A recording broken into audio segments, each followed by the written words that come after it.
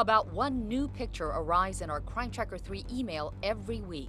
Do you feel like a sitting duck there? Sure do. Most of the time, we focus on the criminals in these store surveillance photos and videos. This time, we're going to focus on the victim. The clerk in red is Bill Tankersley, getting robbed for the third time. He hit me on the head with the gun, said sit down, hit me on the head with his handle of his gun. After a fourth robbery, he decided to finally quit. Something's got to be done. I mean, this is ridiculous. You know, I mean, people just can go into a store and point a gun and get some money and leave. Roy has been robbed 3 times. He needs to conceal his identity and keep his job. These people pull guns, they're serious. They could kill you. Both men worked at different Speedy Marts. We asked the Henderson-based chain to go on camera. They would not, but they did say they meet industry safety standards. We have a list of things that we're supposed to do to avoid a robbery. One is wear your name tag. And I don't understand how that could possibly deter somebody from robbing you. And of course, keep low amounts of money in your register.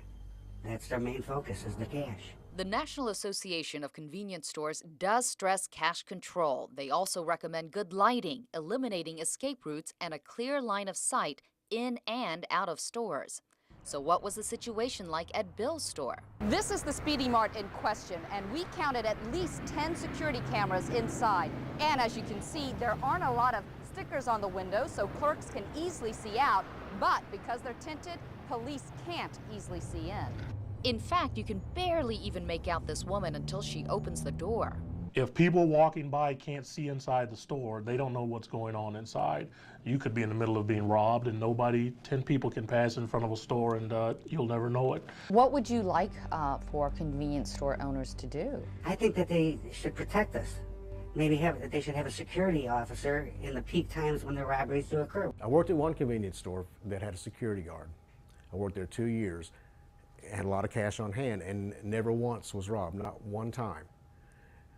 There was a store across the street that did not have a security guard, and it got robbed about once every 3 months. Metro Robbery Homicide Lieutenant Clint Nichols says security guards are definitely a deterrent. I mean, if you start to think like a criminal, you're looking for something that isn't going to draw attention to you. So if you know that there's an armed or unarmed security personnel inside of a store, it's much easier to go someplace where there isn't one. They're not going to come in if they think there's an armed guard there. That's the prevention is the idea. But most stores don't have a security guard, so how can you stay safe? First, look for stores that use cameras, lots of them, outside and inside. Also, go to ones in low-crime neighborhoods. Studies show stores in high-crime areas do get hit more. And look for stores with lots of potential witnesses, more clerks, and more customers. And if you do find yourself facing a robber, follow these simple rules. What 3 things should I do if I'm in a convenience store and it's being robbed? Don't become a target, make yourself as invisible as possible, and don't draw attention to yourself. Police say that means fight your instinct to run. That only draws attention. Instead, do what this guy playing video poker is doing. Stay still and act like you don't even notice what's going on. Also, be a good witness.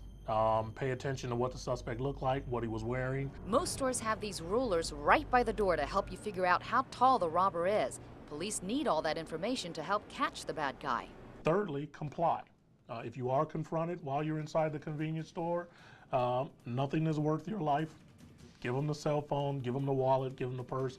All of that stuff can be replaced. That's the #1 rule. Just give it up. Police say 99% of the time, if you do what you're told, you'll live to talk about it another day. Like Roy, who survived so far but knows it's always a risk. Every day I think is today going to be the day.